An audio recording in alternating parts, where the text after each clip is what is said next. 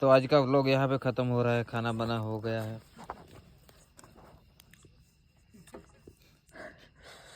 बस बस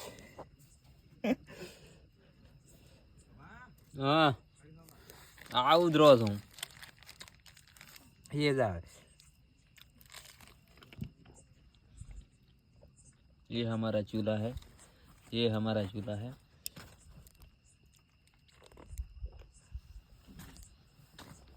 हरा कोटा से मैं तो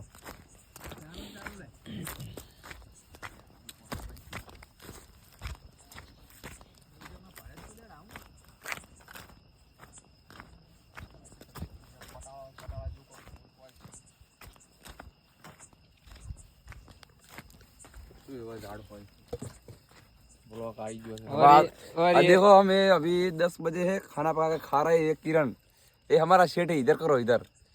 ये मंगा है मंगा ये मंगा है। अरे गफूर है।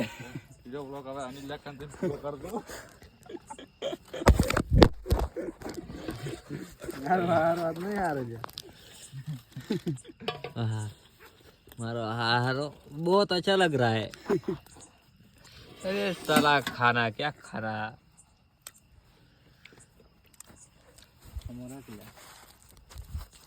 બંગાળ લેવા નહીં થાય શું આ વ્લોગ પટી ગયો। આ તો કાલ બીજો નવો આવશે। અરે કાચા કાચા મરચા બી ખાતે હવે બંકો આવી જાય।